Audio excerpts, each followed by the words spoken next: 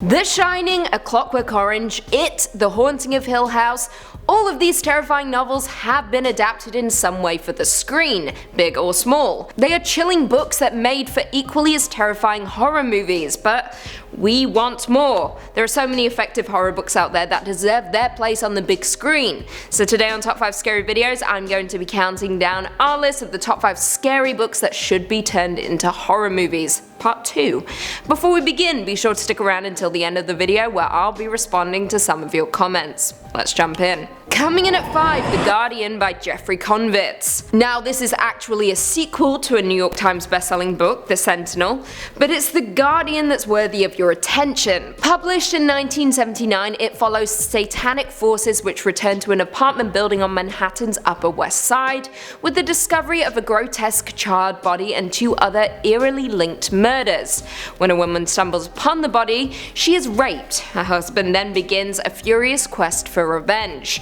Yeah, it's a lot. This book is literally filled to the brim with all the successful movie essentials. Satanic forces, revenge, passion, mystery, and a blind nun with sinister intentions. The entire book is full of hellish twists and turns, expertly articulating what happens when you come face to face with evil incarnate. Better yet, it can be read as a standalone, so don't fret if you haven't read The Sentinel first. Now, the book's predecessor has previously been adapted into a movie back in 1977 and has an impressive 6.4 out of 10 on IMDb. However, folks are feeling like it's about damn time that The Guardian finally got the adaptation it deserves. Preach. Coming in at 4, House of Bones by Dale Bailey. Published back in 2003 and written by Dale Bailey, House of Bones follows an unconventional billionaire who is determined to unlock the secrets of Dreamland, a place of human suffering that has stood empty for years. He sets about on this mission with the help of 4 strangers, however they get more than they bargained for when they come face to face with evil. Now, Dale Bailey is an incredibly gifted writer with novels that are lean with great love for the English language. Throughout the course of House of Bones, you as a reader know from the off that things won't end well for our characters, yet Bailey manages to instill ever-growing suspense throughout. The entire book is a page-turner that you can't put down. House of Bones is a stellar example of the Midwestern Gothic haunted house genre. Though not always the most enjoyable read, the book is nonetheless one of the most skillful stories ever written. Basically, it's The Haunting of Hill House but in the hood. The cinematic terror of House of Bones, complete with jump scares and creaking doors, is why this book is begging for an adaptation on the big screen. Give the people what they want. Coming in at 3, Horror Show by Greg Kihn. Published back in 1996 by Greg Kihn, Horror Show tells the story of a schlock horror director, Landis Woodley, who is living in a decaying mansion in the Hollywood Hills.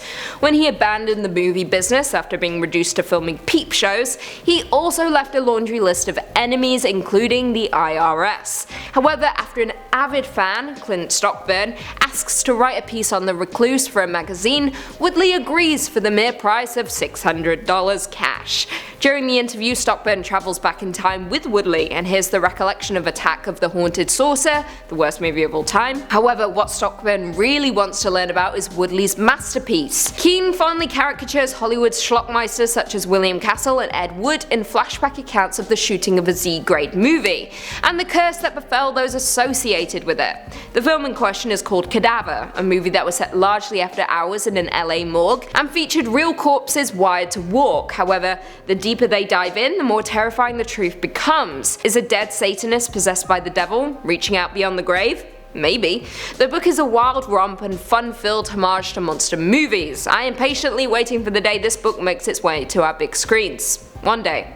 Maybe. Coming in at 2, I Have No Mouth and I Must Scream by Harlan Ellison. Published in 1967, I Have No Mouth and I Must Scream is a post-apocalyptic science fiction short written by Harlan Ellison, first published in an issue of If Worlds of Science Fiction. The book takes place 109 years after the complete destruction of human civilization. The Cold War had escalated into World War, fought mainly between China, Russia, and the United States. During the progression of the war, the 3 nations created a supercomputer computer with artificial intelligence, capable of running the war more efficiently than humans. Now, the original book is comprised of 7 short stories, but the one we are focusing on is I Have No Mouth and I Must Scream. The aforementioned AM has destroyed all of humanity except for 5 people, whom he has been keeping alive and torturing for the past 109 years. It's a disturbing and generally upsetting read that ends with, spoilers incoming, AM focusing all of its rage on one particular character, Ted, and to ensure he can never kill himself, AM transforms him into a helpless,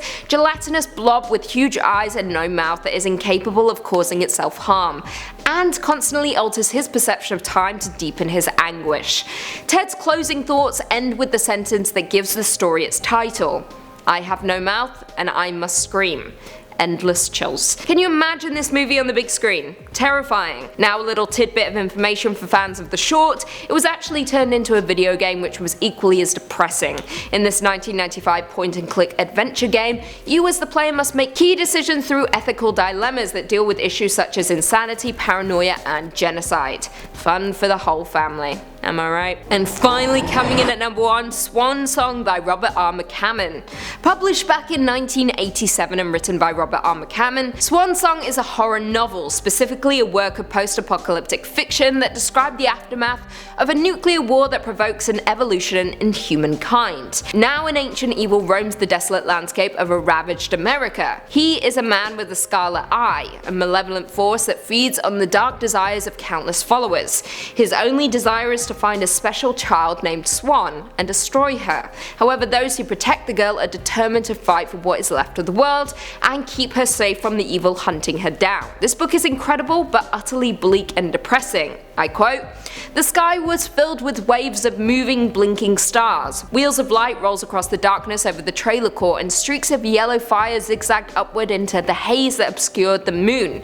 Thousands upon thousands of fireflies were passing overhead like galaxies in motion, their signals forming chains of light that stretched from west to east as far as Swan could see. Endless missiles.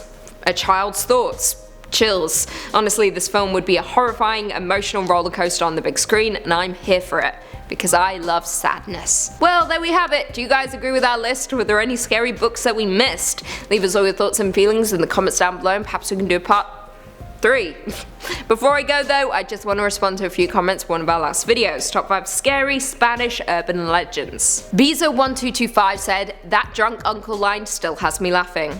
I mean, we all have one. It's just facts. The Red Ghostman said, "The spell worked and Lucy is here.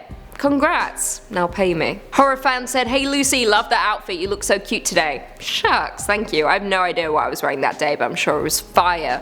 Always is. Reuben Wilson said, "Such sheep in those comments, probably would jump off a cliff if Lucy wanted them to."